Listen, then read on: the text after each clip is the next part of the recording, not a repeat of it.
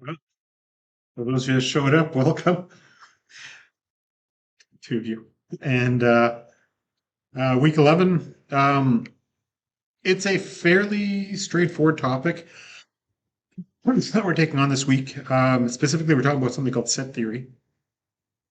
Um, so when we talk about set theory in math, when we talk about set theory, we describe mathematical operations on sets, where a set is defined as a group of distinct items. A relational database table meets the definition of a set, technically, because each row is an item and they're all defined exactly the same, therefore it's a group of items. So some clever people decide, hey, we should be able to use standard math set operations with SQL. So one of the pet peeves I have when people are explaining joins is that they use Venn diagrams. Venn diagrams are not applicable to joins. However, they're absolutely applicable to sets. So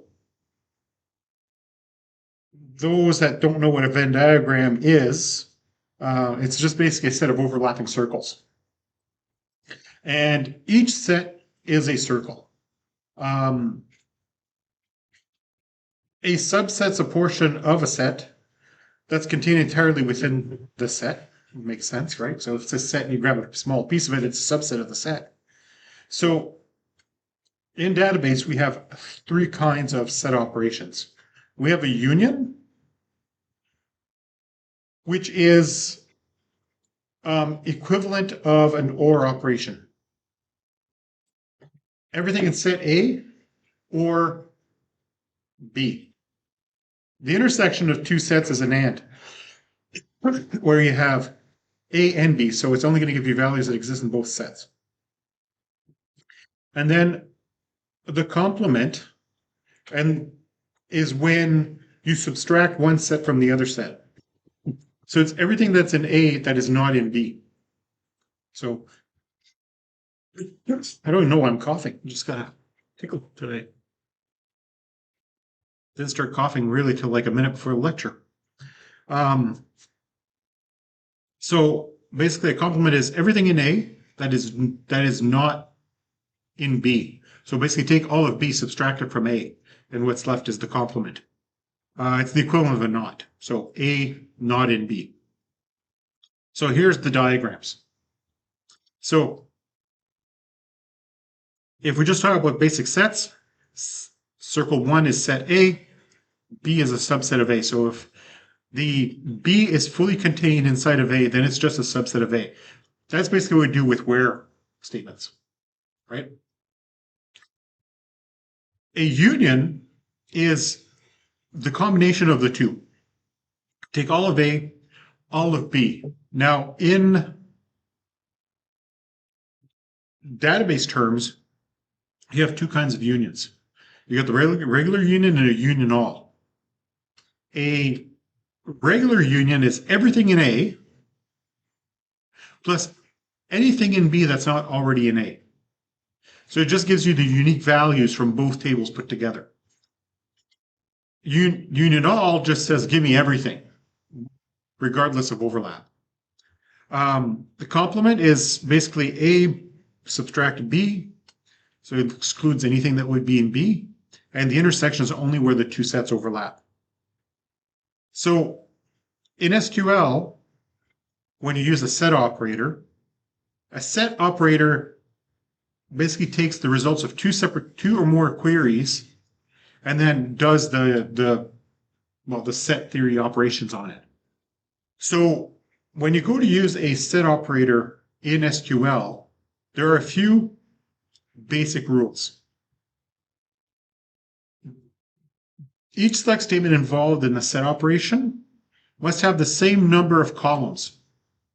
So if query 1 has 2 columns, query 2 must also have 2 columns. Because if one has 2, one has 3, therefore they're no longer compatible sets because it's not the same structure. The corresponding columns must also have the same data types. So if column A is an integer and column B is a varchar, In set 2, it has to be an integer and a varchar. You can't swap them because it won't work. Because you can't compare apples to oranges because they're just not the same data types. Now, what are our 3 operators? Union, just like, I was just talking about. Intersect, again, just like I was talking about, it's the same name. The only one that's different for the complement is they chose, there's 2. Most database servers use the term except. So everything from query A except what you find in query B. Oracle, on the other hand, they want to go a little bit further with it, with their wording, and instead of using except, they used minus. It's Oracle things. So it's set A minus set B, which technically, mathematically is correct. Because what is a complement? Value 1 minus value 2 gives you the complement. Therefore, technically, minus is also correct. For MySQL and Postgres, and I think Microsoft SQL Server, it's except. All right, so now I'm just going to demonstrate now, because the next 3 slides is just a chunk of code with a demo. I'd rather just demonstrate. Unfortunately, I've had to switch to MySQL Workbench temporarily because my license for DataGrip suddenly stopped working. So anyways, same difference. I think that's the one you guys are using in lab anyways, so should look familiar. All right, so I have in my sample database that I posted to Brightspace to you guys, I have 2 tables in it. There's one called clients and one is called booth visits. Now, let me give you guys the premise behind these 2 tables. Do you guys know what a trade show is? A trade show? So a trade show is usually an exhibition for a specific industry. There's a couple of really big ones that happen in Malaysia and China regularly. CES is one. So essentially what happens is you're a company that makes a product. And you want to get the word out of your products to people that are interested in your industry. So you will sign up and pay to attend one of these conferences or whatever you want to call it. And in that spot, you'll have booths. So the company I used to work for, they used to go to 5 trade shows in North America a year, and I think they did 6 in Europe. So they operated in the sign making and the print graphics industry. We had a booth, and we often right next to companies like Epson and Canon and Muto and all those big, large format printer manufacturers. Sometimes some of the market trade shows we go to had to do with car wraps, so they'd be going to those kinds of booths, that kind of stuff. So you pay a lot of money to be at one of these trade shows. Like the booth alone is probably like $10,000 for like a day, if you're lucky. Sometimes it's more, sometimes it's less. And then, so you have these nice tables, and you have your products on display. You often do demos and whatever. Way back in the day, they used to have the video game one, which E3. That E3 doesn't exist anymore, but that used to be where all the big video game manufacturers announced the games are coming out this year, or they'd announce their new consoles and that kind of stuff. And then people that want to attend a trade show pay to go also. Everybody pays. Nothing here is free, but you pay, and then you're given a badge, and that badge represents you. So it lets you in and out the door, obviously, because it's the proof that you paid to be there. But as you walk around the trade show, let's say you go up to a booth, and there's something with a product that's really interesting, and you'd like to know more about this product. Of course, you can talk to the sales reps or the marketing people, whatever. But at the same time, they usually have like a little pad at the front where you can tap your badge. Then it registers that you visited that booth so that in the future, you can receive marketing material from that company. All right, so that was a long story explaining 2 tables. So The two tables I have is a list of clients, as in customers that we already have, and then booth visits, people that visited us. Some of these people in the booth visits might be old clients that just happen they want to come to the expo and see whatever's being demonstrated. Some might be new people that we don't have. So I'm going to pull data from clients first, and we have 200 rows in the clients, and I'm also going to pull from booth visits.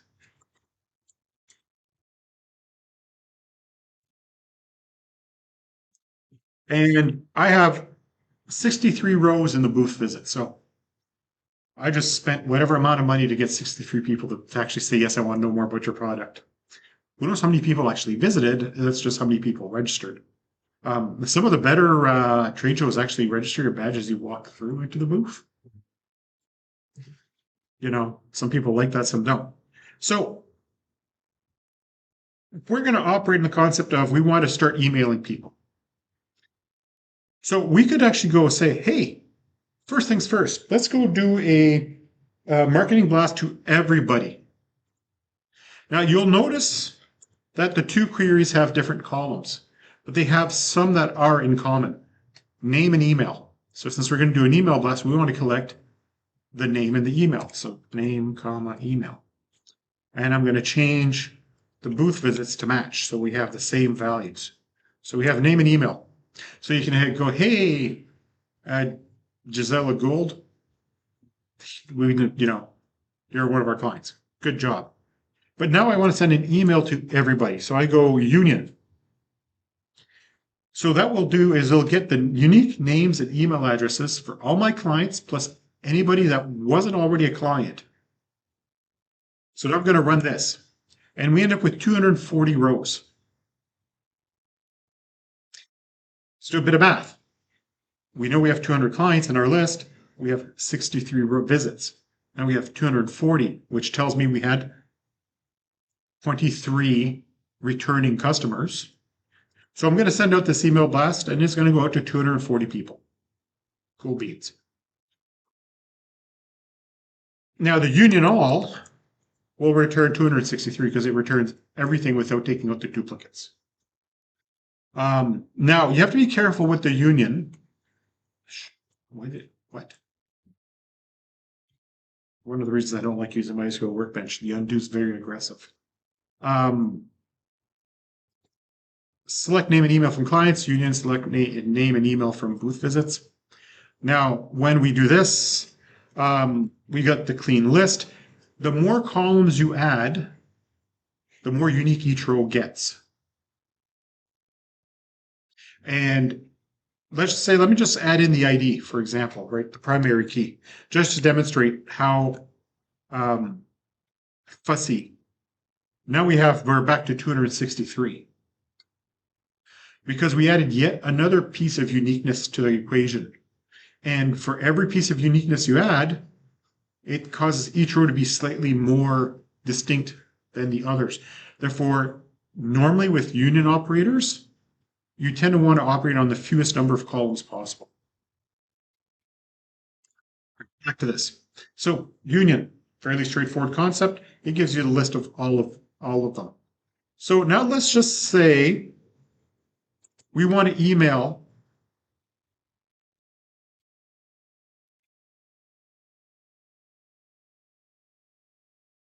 It's gonna work. Hang on. Yes. Ignore the error message. MySQL Workbench, they added intersect and accept in MySQL 8.3, but MySQL Workbench does not recognize MySQL 8.3. So it doesn't realize the syntax is completely valid. Good times. So what I want to do is I want to run a mailing list to our clients that visited our booth saying, hey, we noticed you came to our booth. Here, we'll send you a discount code. Next order you buy from us, take 20% off because you're loyal customers, right? And there's our 23 rows when I did the math earlier, right? 200 plus 63. is 263, but once we took off the overlap was 240. So these are the ones that exist in both. So now we can do accept. And I'm going to do accept two ways to show you guys. So the first one will be, let's guilt all our clients who didn't go to the trade show, right? So 177. 200 minus 23 is 177. You can see that it's pretty easy to figure out if you got the math right with these things.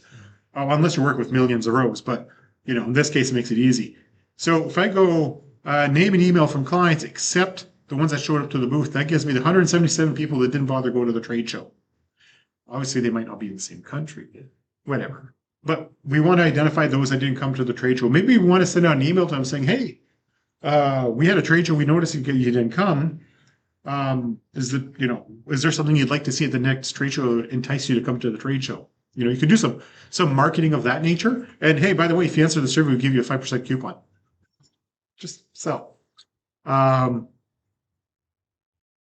then the last one is, let's go target the ones that visited our booths that were not clients, because those are net potential new people that will give us money. And now I have 40 rows, which we know is right. Because there's 63, we take out the 23 that overlap, and we're now down to 40. So these are all the new potential clients that were interested in our product, that might want to buy the product. And we just flipped the two. So for union, you have to be careful because it always gives you everything from the first one, plus anything unique from the second one. So if you were to invert them, it would give you everything from this one plus anything unique from here. Theoretically, actually, that's 240. To the best of my knowledge, it should give us the exact same result. It should. Copy, paste, points, and run. Gave us the exact same result. However, let's see if it did what I expected. Did you notice that the row order is different? Because it'll grab all the ones from booth visit first and then append all the ones from client. So it makes a difference in the order, but nothing else. You can, if you want, put sorts on this if you want, but it's a little weird. Because what you have to do, I'm going to go right to the end here. I'm going to put my comments in after. So let's say I want to sort it alphabetically. I literally have to go select star from my operator as table A, order by name ascending. You actually have to put it in a subquery to get it to do that. Otherwise, I could put an order here, then you'd put an order there, but it would just be sorted alphabetically from table A, and then it glue on the alphabetically sorted set from table B. Now, if you are going to do something like this, your column names, hang on, I got to make sure I'm not lying. Okay, apparently, now if I was doing this with Postgres, it would have had kittens.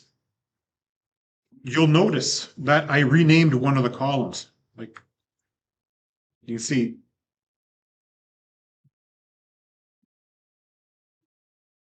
What? Run it. Yeah, there you go. I renamed the column, but when I run the whole thing, it doesn't. So the way the operator comes back is it uses the column names from query 1.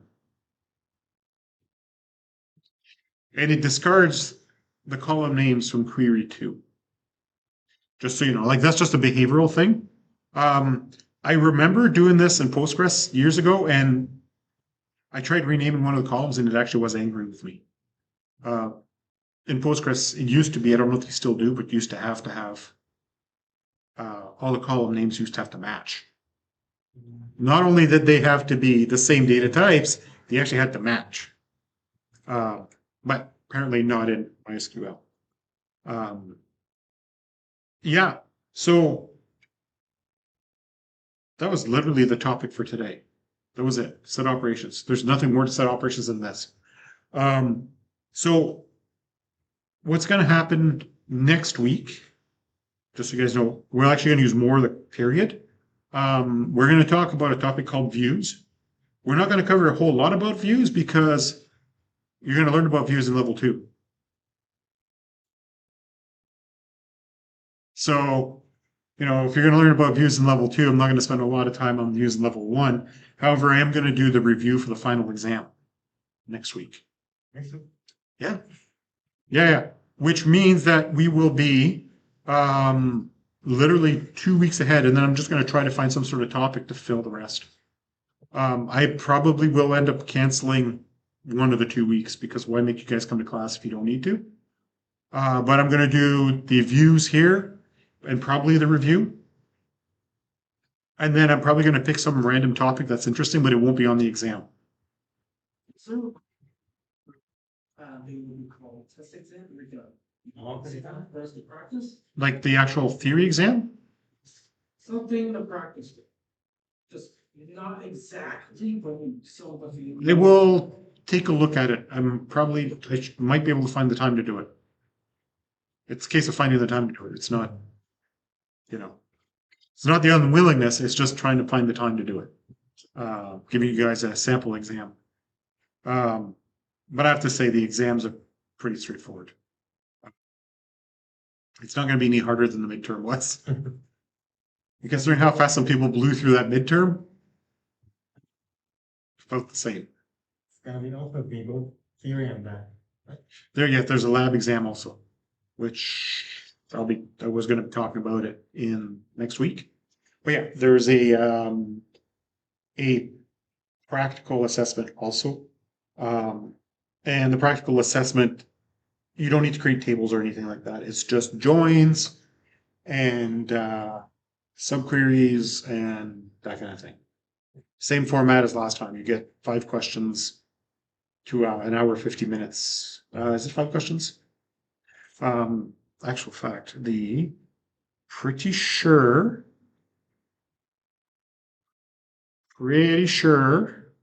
I have a sample test up already for the practical assessment.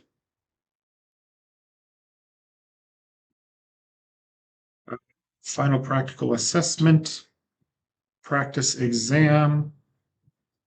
There we go. Like that.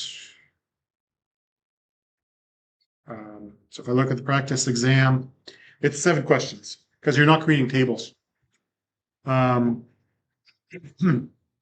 it will touch 2 databases you have seen, very likely. It's going to touch World, it's going to touch Tequila, which you guys have seen before. But there's a new one called Algonquify. Absolutely 100% make sure you have it loaded before the start of class. It's a chunk. I am going to double check, make sure it actually. Do I actually have Algonquify? No, I do not. Okay.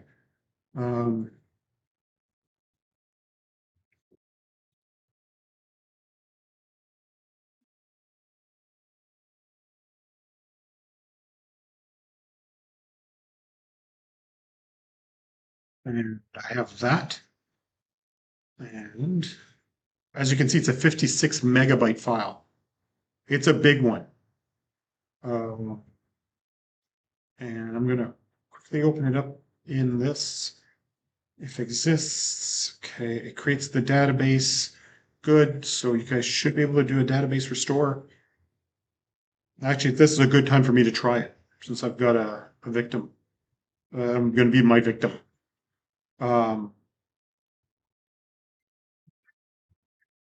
With this CST82. You're gonna be done by the time we have next class.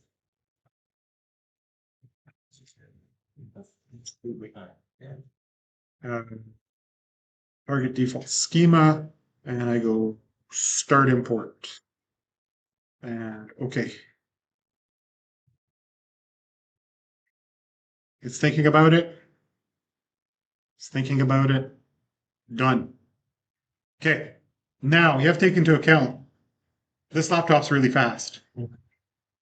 Like it's got a Gen 5 NVMe drive in it. So the drive is really, really fast, and it's an i9 equivalent. So yeah, Because of that. it was an expensive one. Costco.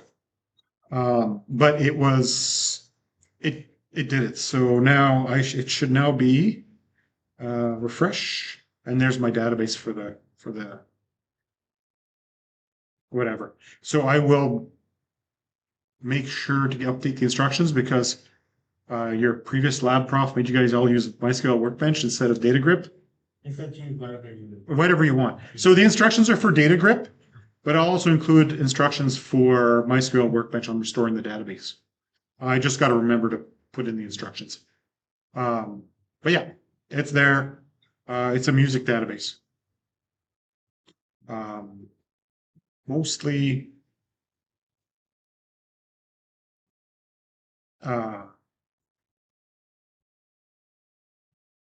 real albums and stuff. So it should be an interesting midterm, to say the least. But I strongly recommend that you load it ahead of time and explore it, especially since I've given you guys a sample exam to use. Strongly recommend you give it an explore. Okay, so